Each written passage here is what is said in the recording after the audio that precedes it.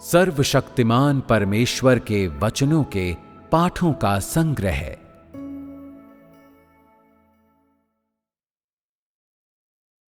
परमेश्वर का कार्य, परमेश्वर का स्वभाव और स्वयं परमेश्वर। तृतीय।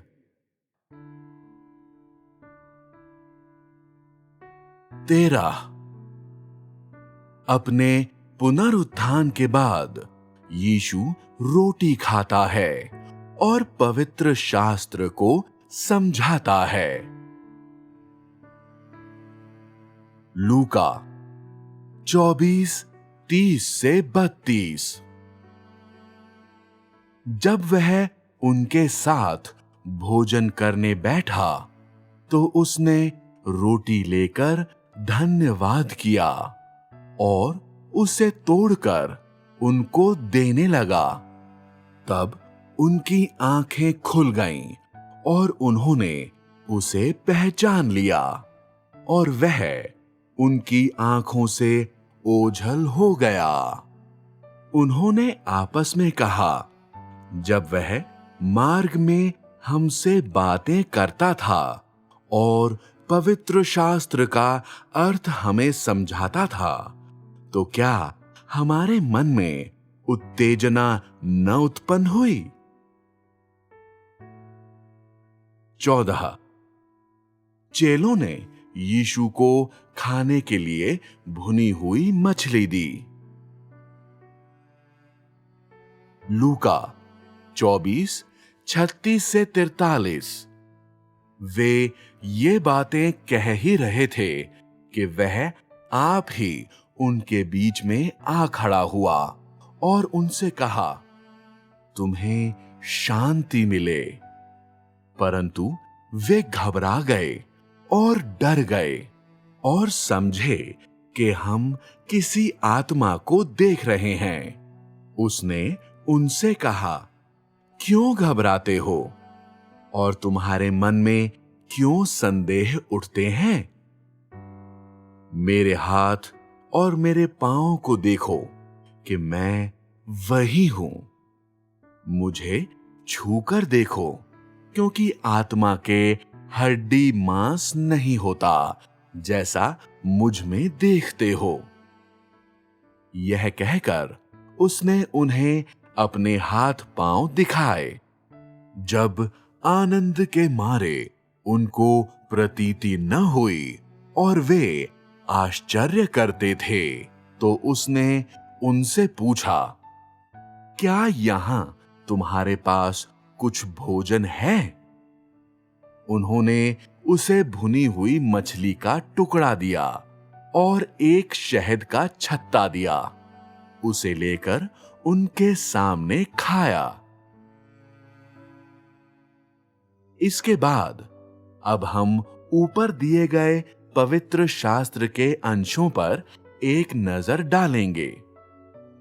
पहला अंश पुनरुत्थान के बाद प्रभु यीशु के रोटी खाने और पवित्र शास्त्र को समझाने की पुनर्गणना है और दूसरा अंश प्रभु यीशु के भुनी हुई मछली खाने की पुनर्गणना है।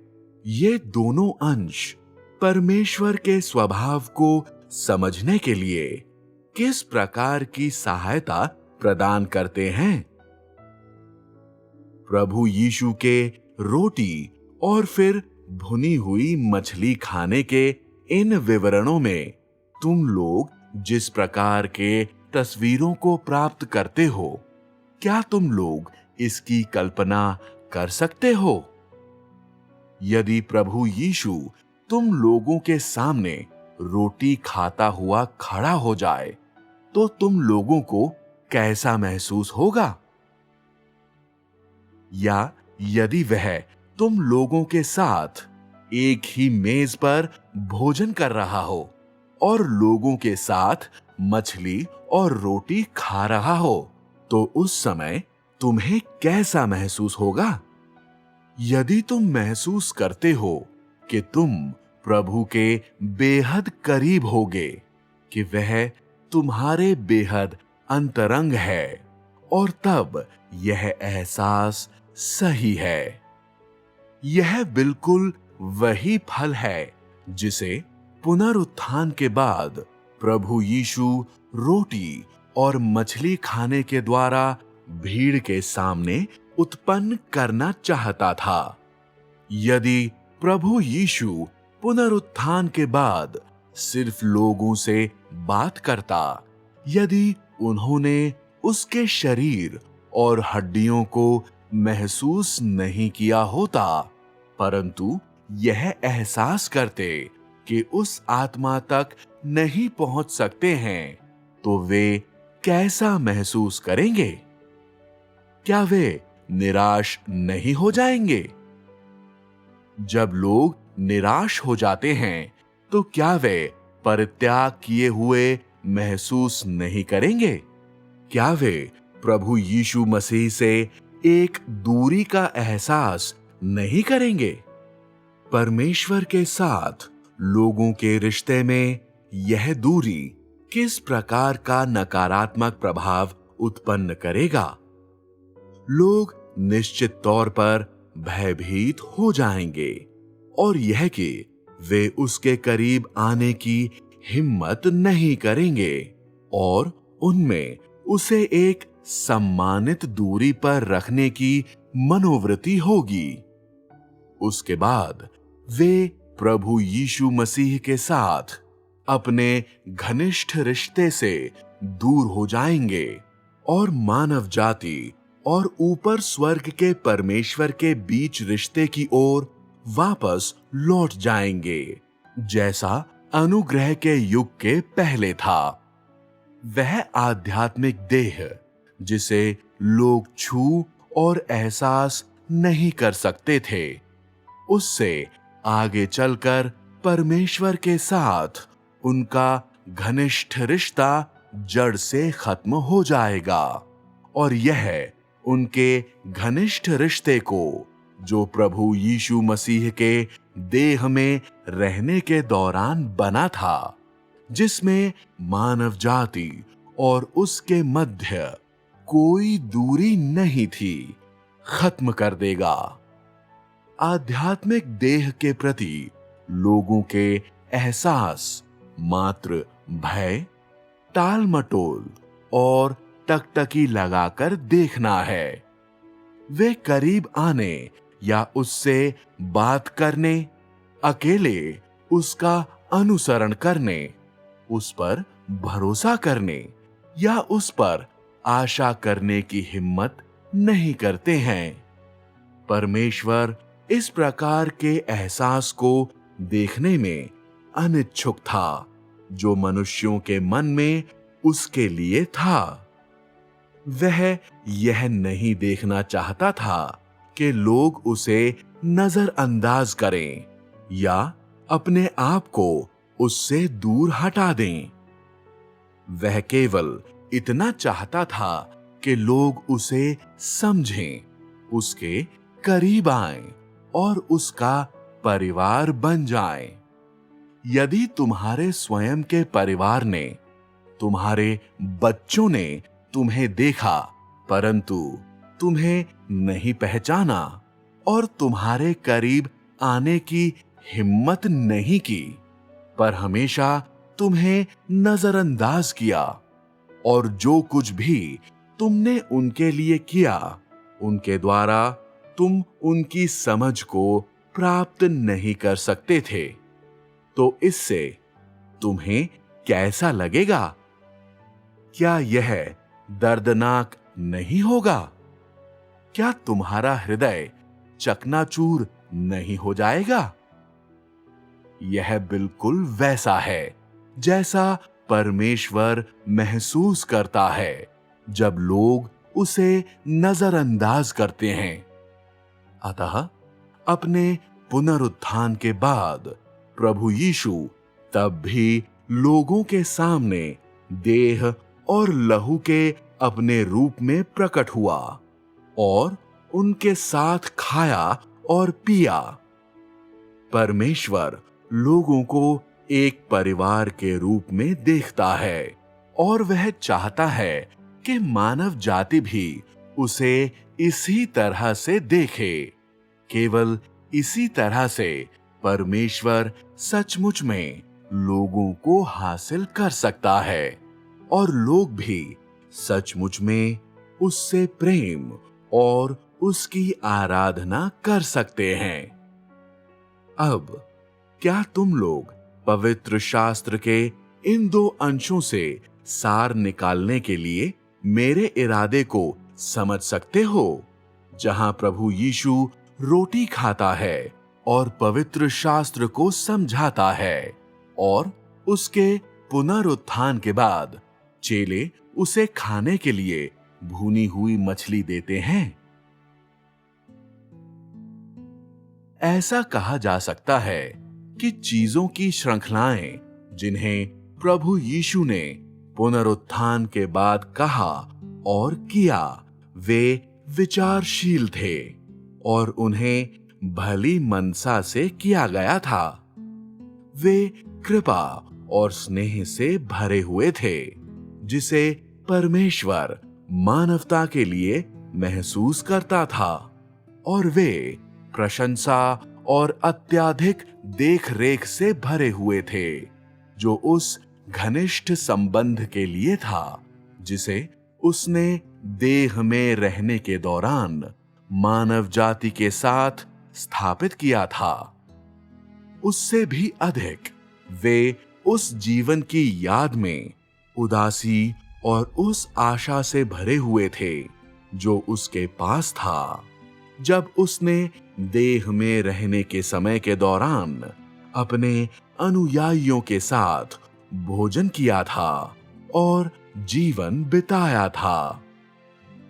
अतः परमेश्वर नहीं चाहता था कि लोग परमेश्वर और मनुष्य के बीच दूरी का एहसास करें, और न ही वह यह चाहता था कि मानव जाति अपने आप को परमेश्वर से दूर कर दे। उससे भी बढ़कर वह यह नहीं चाहता था कि लोग यह एहसास करें कि प्रभु यीशु पुनरुत्थान के बाद आगे से वह प्रभु नहीं रहा जो लोगों से इतना घनिष्ठ था। यह कि वह आगे से मानव जाति के साथ नहीं है, क्योंकि वह आध्यात्मिक संसार में वापस लौट चुका है और उस पिता के पास वापस लौट चुका है जिसे लोग कभी देख नहीं सकते थे और उस तक पहुंच नहीं सकते थे। वह नहीं चाहता था कि लोग यह महसूस करें कि उसके और मानव जाति के बीच पद स्थिति को लेकर कोई अंतर था। जब परमेश्वर उन लोगों को देखता है जो उसका अनुसरण करना चाहते हैं, परंतु उसे एक सम्मानित दूरी पर रखते हैं, तो उसका हृदय दर्द से भर जाता है, क्योंकि इसका मतलब है कि उनका हृदय उससे बहुत दूर है। इसका मतलब है कि उसके लिए उनके हृदयों को पाना बहुत ही कठिन होगा। इस प्रकार यदि वह लोगों के सामने एक आध्यात्मिक देह में प्रकट हो जाता जिसे वे छू और देख नहीं सकते थे, तो इसने एक बार फिर मनुष्य को परमेश्वर से दूर कर दिया होता, और इसने उसके पुनरुत्थान के बाद गलती से मसीह को अभिमानी या मनुष्यों से अलग प्रकार का और एक ऐसे व्यक्ति के रूप में देखने में मानव जाति को अग्रसर किया होता जो मनुष्य के साथ मेज पर बैठ नहीं सकता था और उनके साथ भोजन नहीं कर सकता है, क्योंकि मनुष्य पापी एवं गंदे हैं और कभी भी परमेश्वर के करीब नहीं आ सकते हैं। मानव जाति की इस गलत फहमी को दूर करने के लिए प्रभु यीशु ने असंख्य चीजों को किया, जिन्हें वह देह में लगातार करता था, जैसा कि बाइबल में लिखित है। उसने रोटी लेकर धन्यवाद किया और उसे तोड़कर उनको देने लगा। साथ ही उसने उन्हें पवित्र शास्त्र भी समझाया, जैसा वह किया करता था। यह सब कुछ जो प्रभु यीशु ने किया, इसने प्रत्येक व्यक्ति को जिसने उसे देखा था, उसे यह एहसास दिलाया कि प्रभु नहीं बदला था, और यह कि वह अभी भी वही प्रभु यीशु था। भले ही उसे क्रूस पर ठोक दिया गया था और उसने मृत्यु का अनुभव किया था, फिर भी वह मुर्दों में से जी उठा था और उसने मानव जाति को कभी नहीं छोड़ा था। वह मनुष्यों के मध्य रहने के लिए वापस आ गया था और उसमें कुछ भी नहीं बदला था।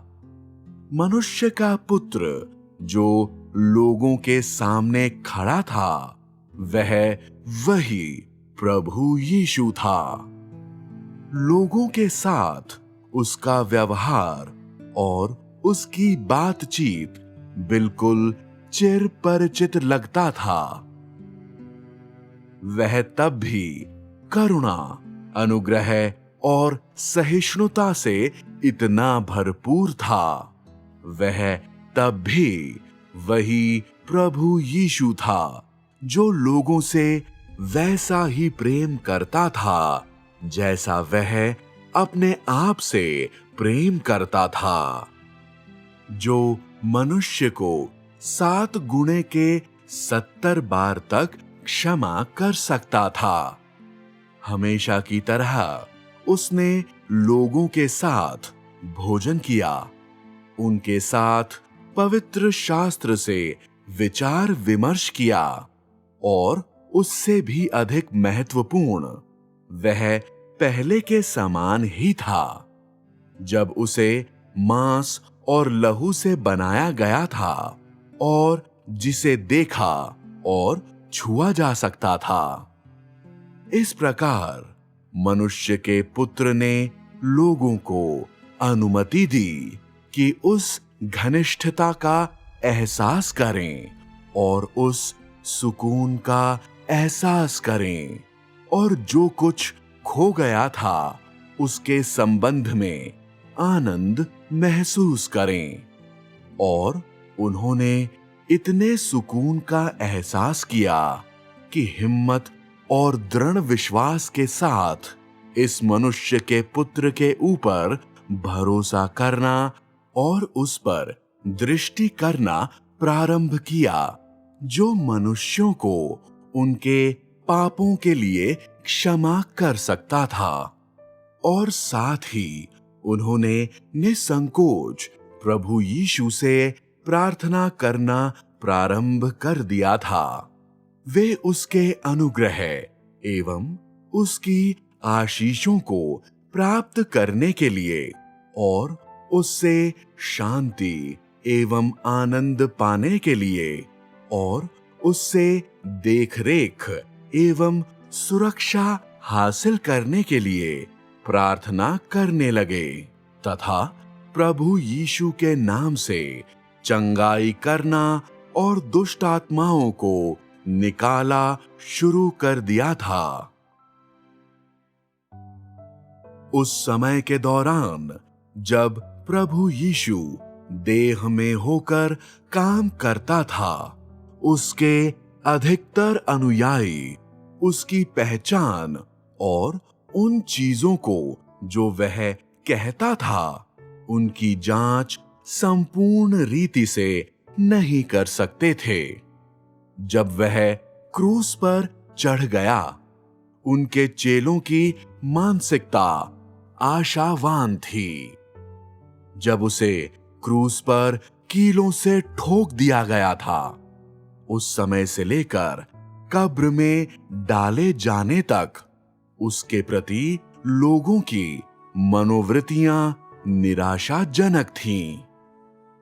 इस समय के दौरान लोगों ने पहले से ही अपने हृदय में उन चीजों को लेकर संदेह से इनकार की ओर जाना प्रारंभ कर दिया था, जिन्हें प्रभु यीशु ने अपने देह में रहने के दिनों के दौरान कहा था। और जब वह कब्र से बाहर आया और एक एक करके लोगों के सामने प्रकट हुआ, तो वे अधिकांश लोग जिन्होंने उसे अपनी आंखों से देखा था या उसके पुनरुत्थान के समाचार को सुना था, धीरे धीरे इनकार से संशयवाद की ओर आने लगे थे। और पुनरुत्थान के बाद उस समय तक जब प्रभु यीशु ने थोमा से अपने हाथ को उसके पंजर में डालने को कहा, उस समय तक जब प्रभु यीशु ने भीड़ के सामने रोटी तोड़ी और खाया और उसके बाद उनके सामने भूनी हुई मछली खाया, तब ही उन्होंने सचमुच में उस सत्य को समझा कि प्रभु यीशु ही देहधारी मसीहा है। तुम लोग ऐसा कह सकते हो कि यह आध्यात्मिक देह मानो मांस और लहू के साथ उन लोगों के सामने आ खड़ा हुआ था, जिसने तुरंत ही उन्हें एक स्वप्न से जगा दिया था। वह मनुष्य का पुत्र उनके सामने खड़ा था, उस समय से अस्तित्व में था जिसका अंदाजा भी नहीं लगाया जा सकता था। उसका एक आकार और मांस और हड्डी था और वह पहले से ही मानव जाति के साथ लंबे समय तक रह चुका था। इस समय लोगों ने यह महसूस किया कि उसका अस्तित्व इतना अधिक यथार्थ और इतना अधिक अद्भुत है। वे बहुत ज्यादा आनंदित और प्रसन्न थे और उसी समय भावनाओं से भी भरपूर थे। और उसकी पुनः उपस्थिति ने सचमुच में लोगों को उसकी विनम्रता को देखने और उसकी नजदीकी एवं उसकी चाहत और मानव जाति के प्रति उसके लगाव का एक एहसास करने की अनुमति दी। इस संक्षिप्त पुनर्मिलन ने उन लोगों को जिन्होंने प्रभु यीशु को देखा था, यह एहसास कराया कि मानो एक पूरा जीवन गुजर चुका था। उनके खोए हुए, भ्रमित, भयभीत, चिंतित, लालायित और स्तब्ध हृदय को सुकून मिला। वे आगे से संदेहास्पद या निराश नहीं रहे, क्योंकि उन्होंने महसूस किया कि अब उनके पास आशा थी और कुछ ऐसा था जिस पर वे भरोसा कर सकते थे। मनुष्य का पुत्र जो उनके सामने खड़ा था, पूरा अनंत के लिए उनके संग रहेगा। वह उनका दृढ़ गढ़ और हमेशा के लिए उनका शरण स्थान होगा। यद्यपि प्रभु यीशु पुनरुत्थित हो चुका था, फिर भी उसके हृदय और उसके कार्य ने मानव जाति को नहीं छोड़ा था। उसने अपने प्रकटीकरण से लोगों को बताया कि इससे कोई फर्क नहीं पड़ता कि वह किस रूप में है। वह हर समय और हर जगह लोगों का साथ देगा, उनके साथ चलेगा और उनके साथ रहेगा। और वह हर समय और हर जगह मानव जाति के लिए प्रबंध करेगा और उनकी चरवाही करेगा। उन्हें अपने आप को देखने और छूने की अनुमति देगा और यह निश्चित करेगा कि वे कभी असहाय महसूस न करें।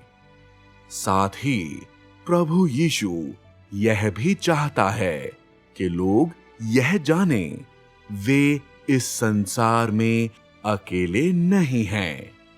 मानव जाति के पास परमेश्वर की देखरेख है।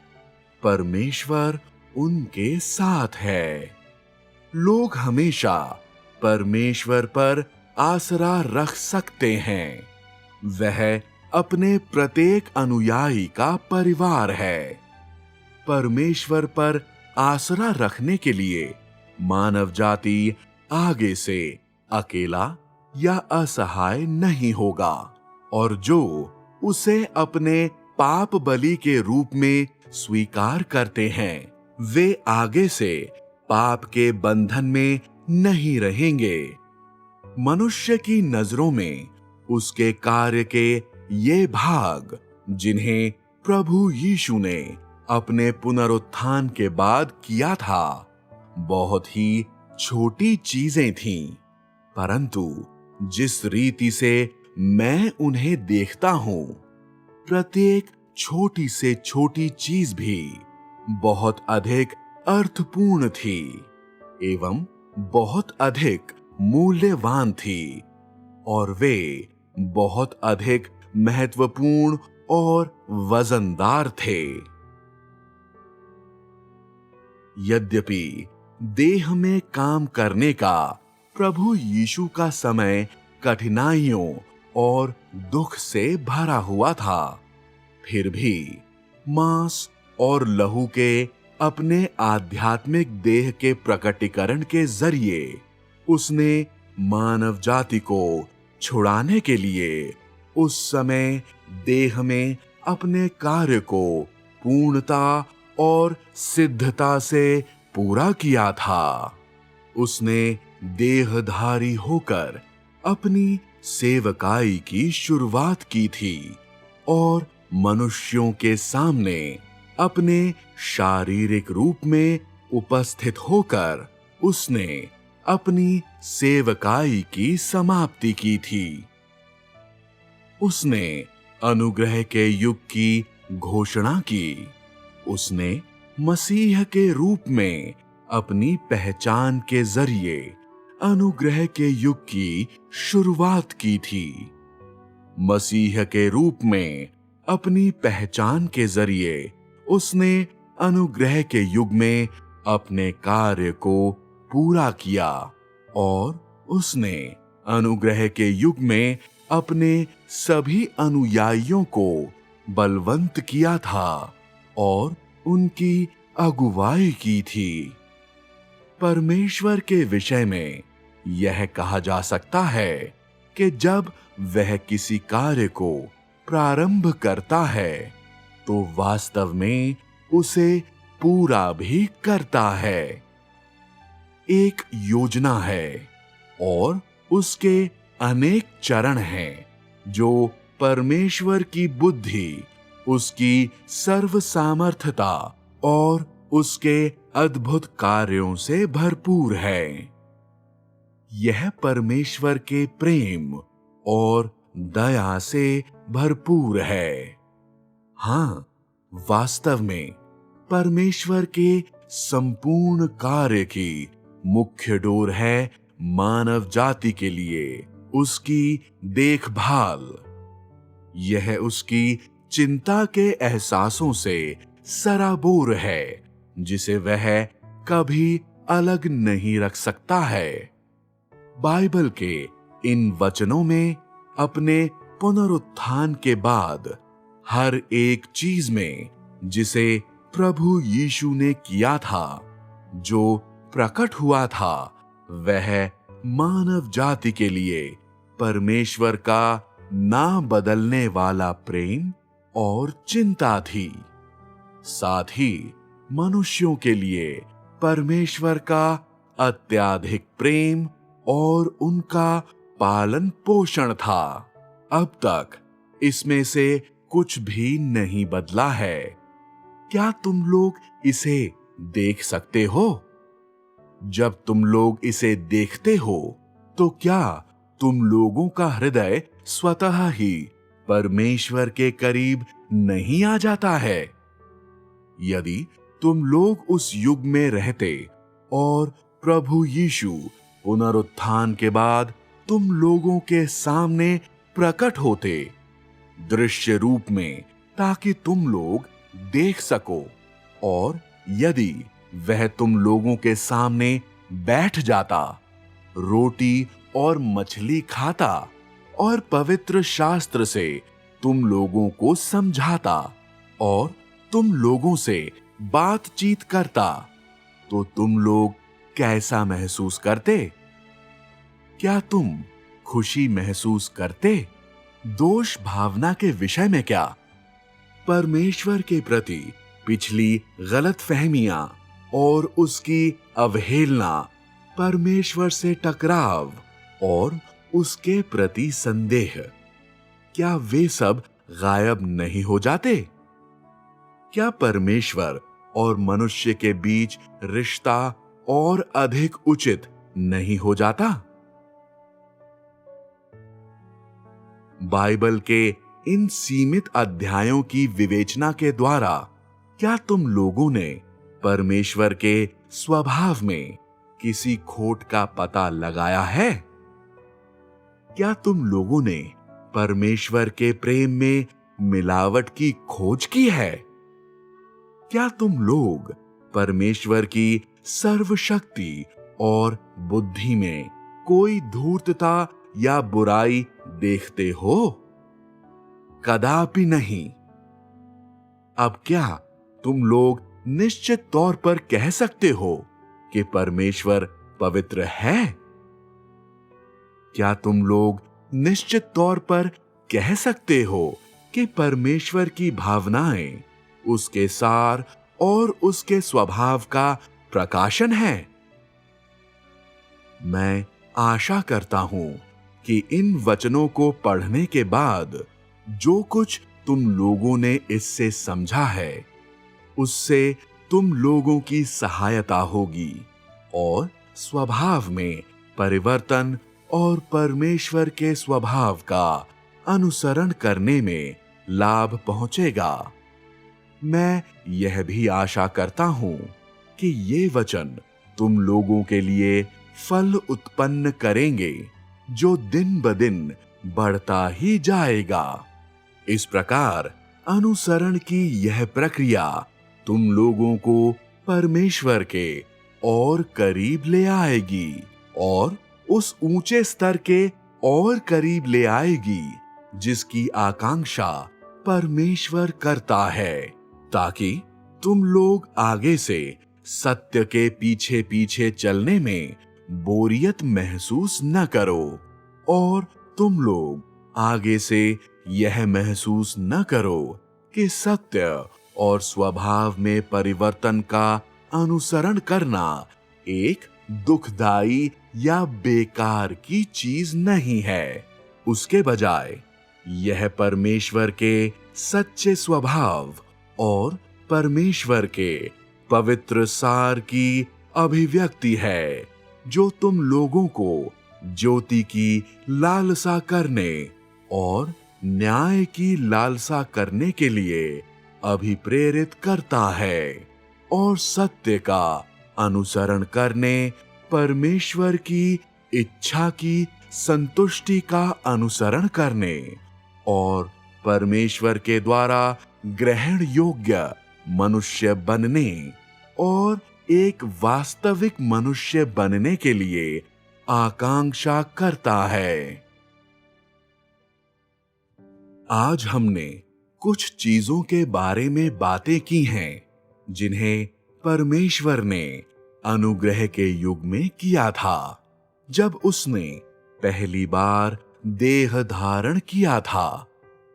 इन चीजों से हमने उस स्वभाव को जिसे उसने देह में व्यक्त और प्रकाशित किया था, साथ ही साथ जो उसके पास है और जो वह है, उसके प्रत्येक पहलू को देखा है।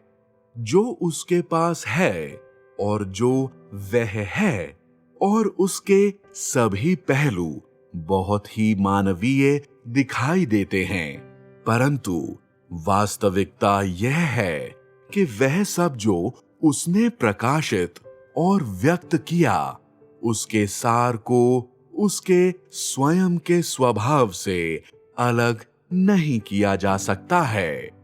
देहधारी परमेश्वर का हर एक तरीका और उसका प्रत्येक पहलू मानवता में उसके स्वभाव को प्रकट करता है, जो उसके सार से जटिल रूप से जुड़ा हुआ है। अतः यह अति महत्वपूर्ण है कि परमेश्वर मनुष्य के पास देह धारण करके आया था और वह कार्य जो उसने देह में किया था वह भी अति महत्वपूर्ण है, और वह स्वभाव जो उसने प्रकाशित किया था और वह इच्छा जिसे उसने अभिव्यक्त किया था, वे देह में रहने वाले प्रत्येक इंसान और भ्रष्टता में रहने वाले प्रत्येक व्यक्ति के लिए कहीं ज्यादा महत्वपूर्ण है। क्या यह कुछ ऐसा है जिसे तुम लोग समझने में समर्थ हो? परमेश्वर के स्वभाव और जो उसके पास है और जो वह है को समझने के बाद क्या तुम लोगों ने कोई निष्कर्ष निकाला है कि तुम लोगों को परमेश्वर के साथ कैसा बर्ताव करना चाहिए? इस प्रश्न के प्रत्युत्तर में निष्कर्ष के रूप में मैं तुम लोगों को 3 चेतावनी देना चाहूंगा। पहला, परमेश्वर की परीक्षा मत करो। इससे कोई फर्क नहीं पड़ता कि तुम परमेश्वर के बारे में कितना समझते हो। इससे कोई फर्क नहीं पड़ता कि तुम उसके स्वभाव के विषय में कितना जानते हो। उसकी परीक्षा बिल्कुल नहीं करो। दूसरा, पद स्थिति के लिए परमेश्वर से संघर्ष मत करो। इससे कोई फर्क नहीं पड़ता कि परमेश्वर तुम्हें किस प्रकार की पद स्थिति देता है या किस प्रकार का कार्य तुम्हें सौंपता है। इससे कोई फर्क नहीं पड़ता कि वह तुम्हें किस प्रकार के कर्तव्य को करने के लिए बड़ा करता है। इससे कोई फर्क नहीं पड़ता कि तुमने परमेश्वर के लिए कितना व्यय और कितना बलिदान किया है। इसलिए पद स्थिति के लिए परमेश्वर से संघर्ष बिल्कुल मत करो।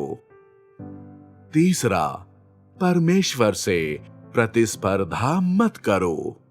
जो परमेश्वर तुम्हारे साथ करता है, जो वह तुम्हारे लिए व्यवस्थित करता है, और वे चीजें जो वह तुम पर लेकर आता है, तुम उसे समझते या उसका पालन करते हो कि नहीं, इससे कोई फर्क नहीं पड़ता है। किंतु तुम बिल्कुल भी परमेश्वर से प्रतिस्पर्धा मत करो। यदि तुम इन 3 चेतावनी को लेकर चलोगे तो तुम अपेक्षाकृत सुरक्षित रहोगे और तुम आसानी से परमेश्वर को क्रोधित नहीं करोगे। कहने के लिए आज बस इतना ही है।